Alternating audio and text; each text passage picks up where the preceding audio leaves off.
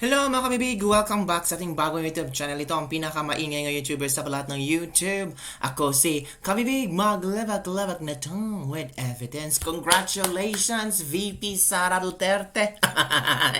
Nako, kinampihan si VP Sara Duterte. Kinampihan ni House Speaker Martin Romualdez, mga kabibig. Oo, bakit ko nasabi yan?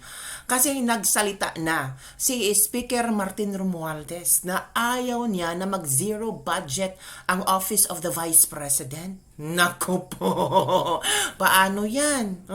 Marami mga kongresista ang talagang pumalag sa OVP budget hearing. Marami mga kongresista ang nahubaran.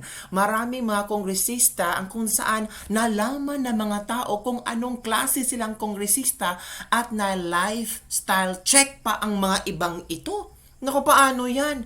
Nilaglag ang mga kongresista nga ba ni Martin Romualdez? Or talagang dramatic lang si Martin Romualdez para makakuha ng trust and satisfaction rating? Para alam mo, parang feel ko talaga, no, nilaglag ni Martin Romualdez ang mga kongresista.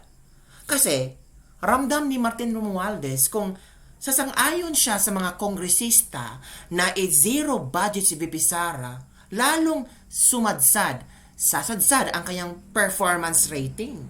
At baka itong gagawin ni Martin Romualdez ay sa utak ng mga tao na hindi siya bubutuhan sa 2028. Pero kung maging fair lang siya, kung piliin niya na suportahan ang Vice President, ay pwedeng there's a possibility na makakuha siya ng boto. There's a possibility na bibigyan siya ng chance. Or baka gusto niya maging vice presidente ni VP Inday someday sa 2028. We don't know kung ano ang balak. Alam niyo naman si Martin Romualdez, di ba mga kabibig?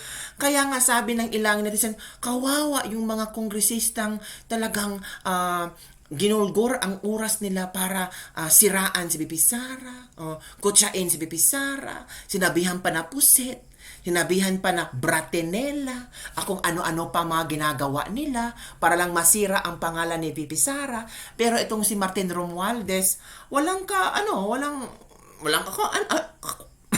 talagang binigay niya. Hindi nga nag-attend si VP Sara sa plenaryo. Na dapat marami nagsabi na, si Franz Castro sabi niya, kailangan yung 733 million, kaltasan pa yan. Kung pwede, zero budget. Ano nangyari, Franz Castro?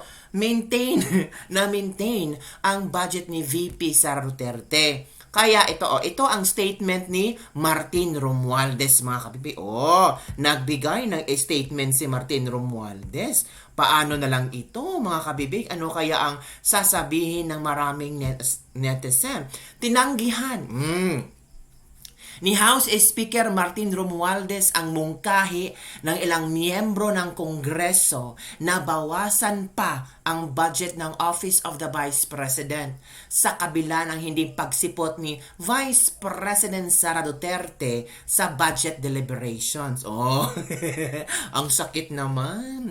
Sabi ni Speaker Martin Romualdez, naintindihan ko ang pagkadismaya pero naniniwala ako na mahalaga pa rin na magkaroon ng sapat na budget ang Office of the Vice President. Para sa paglingkod sa ating mga kababayan. Anya, ang tanggapan ng Vice Presidente ay may pondong 733 million, halos kapareha ng budget noong panahon ni dating Vice President Leni Robredo. Ito basahin ko sa inyo ang official statement. Nagpa-official statement pa si Martin Romualdez. Sige sige, basahin natin kasi yung iba kasi hindi maniwala na kinampihan, sinuportahan ni Martin Romualdez ang OVP. Ito, bilang speaker, naunawaan ko ang mga sentimiento ng ilang kasamahan ko sa Kongreso tungkol sa hindi pagdalo ni Vice President Sara Duterte sa mga deliberasyon ng plenaryo para sa budget ng kanyang tanggapan. 3 beses siyang inanyahan ngunit hindi siya sumipot. bilang mga kinatawan ng sambayanan, umaasa kami na tutuparin lahat ng opisyal ng gobyerno ang kanilang mga tungkulin, lalo na kung ang usapan ay tungkol sa pambansang budget. Ito lang naka-highlight sa babasahin ko ha. Ngunit, ito na, tinanggihan ko ang mga mungkahing ito. May mga ilang miyembro na sa Kongreso na nagsabi na bawasan or zero budget si VP Sara. Pero tinanggihan ni Martin Romualdez kasi naniwala siya na ang Office of the Vice President ay talagang dapat magkaroon ng sapat na budget. Kung tatanggalin natin ang pondo ng Office of the Vice President, wala ring pakinabang ang mga mamamayan, lalo na ang mga umaasa sa serbisyo ng opisina. It means, alam nila na merong maraming tao ang umaasa sa services na ino-offer ng Office of the Vice President. So palpal kayo. Tapos tanungin nyo, saan mo dinala yung pera mo, VP Sara Duterte? Ito na si Martin Romualdez nagsabi na maraming tao ang umaasa sa serbisyo ng Office of the Vice President. Talagang nilaglag ni Martin Romualdez ang mga kongresista. Kaya naman, ang magiging budget para sa OVP ay 733 million na halos kapareho ng budget noong panahon ni Vice President Leni Robredo. Kasama na dito ang 30 million na makakatulong sa pagharap ng OVP sa epekto ng pagtaas ng presyo ng mga bilihin. Yan ha, ito yung statement ni Martin Romualdez. So ano ang iyong komento tungkol dito mga kabibig? Diba? Sabi nga ni Crisette Laureta Chu, sabi niya, either way, nanalo si Sara. Oo, tama. Kung saan mo tingnan, kasi sabi ni VP Sara, kahit zero budget, okay lang sa amin yun. Gagawa namin ng paraan para we can still able to give services to the people. Pero ngayon, na tinanggihan ni Martin ang mga mungkahi ng kanyang mga kongresista, ay talagang nanalo si VP Sara. Ginagawa ko din itong style ni Martin daw. Gumagawa daw si Crisette ng gulo, tapos ang savior, yung mga kinuntsaba mo, maging kontrabida, ilaglag ko. Mga kapatid ko lang naman, pero moves ko to. Kawawang teacher Stella Kimbo, nahubaran ang pagkatao dahil siya ang nag-announce na ikat ang budget ni Sara. Tapos nilaglag ng padre de pamilya niya like this. Let this be the lesson to everyone in Congress about the kind of principle he has. Diba? Kasi sinabi ni VP Sara na okay lang kung hindi nyo kami bibigyan. Ito naman ang komento ng mga iilang netizen. Diba? Aba, saan napunta ang binawas daw? Sabi ni Stella Kimbo na ilalagay sa DSWD at DOH. What if alam na beforehand ni Sara na ikat yung budget so she bloated it up intently? In the end, na-approved budget is still sufficient. Ang benefits is we're able to identify kung sino-sino yung kakampi ng kabila. Baka lang, pwede din. Siya talaga ang classmate mo na kapag walang floor walk, siya ang magdadala. Wow, pabida si Martin Romualdez. Bukas, 95% na ang trust rating. Representative Saldi ko, Teacher Stella Kimbo, laban lang ma'am. Ang importante nakita namin ang mga designers mong sapatos, yung mga shoes, yung mga damit, na kung saan ang mga tao ay nakilala na kung anong klase kayong politiko. Hala, nako, pa superhero naman si Tambaloslos. Alam naman namin kung ano ang gusto mong gawin.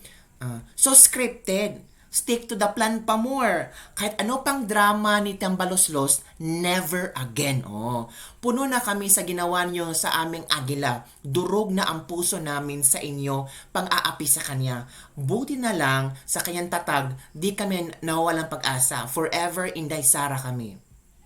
Ito pa, to clean his name, grabe ang strategic plan ni Romualdez. Maro, wise talaga. Yang tulad ni Martin ang nakakatakot. Pag ganyang kaibigan mo, pagkatapos ka gamitin at wala nang kailangan sa'yo, laglag ka niyan. Gamitan lang sila ni Stella, walang loyalty at walang utang na loob basta pagdating sa pera at kapangyarihan. Sabi yan ng isang netizen, since ayaw ni Sarah tumanggap ng cash goods na lang ang idonate natin, yung mga essentials, lalo na yung mga pang-relief during disasters. Kung dati nga sa Kapuso Foundation o di kaya ABS-CBN, ngayon gawin natin sa OVP. Yan ang sabi ng isang netizen. Yan kasi, scripted kayo. Stick to the plan. O, tingnan nyo. Inatake nyo si VP Sara gamit ang mga minions. Yung hari nyo pala ay may plano na i-retain ang budget ng VP. So, yun na nga, kabibig, no? Parang ang mga tao ngayon tawang-tawa. At parang sabi niya ng ibang tao, kawawa naman yung malapit ng mapuputol ang ugat ng mga kongresista na talagang they want zero budget for VP Sara. Pero tingnan mo si Martin, tinanggihan lang sila. So, yun lang po mga kabibig ang ating latest lebak-lebak for today. In your own opinion, isa bang hero, isa bang bayani si Martin Romualdez? Siya ba ang tagapagligtas ni VP Sara sa Kamara? Siya ba ang tagapagligtas ng OVP budget? Wow! Tagapagligtas? Ganon. Yun lang po mga bibig. Don't forget to like, subscribe, and share this video for more chika-chika with evidence. So, salamat po na 80,000 subscribers na tayo. Woo! Salamat po sa nag-share, nag-like, nag-subscribe from the bottom of my heart. Gawin natin 100,000 to. From the bottom of my heart, thank you very much. At walang sawa kayong sumuporta sa akin. I love ya. Yun lang po mga kabibig. Don't forget to like, subscribe, and share this video. Bye everyone. See you next time.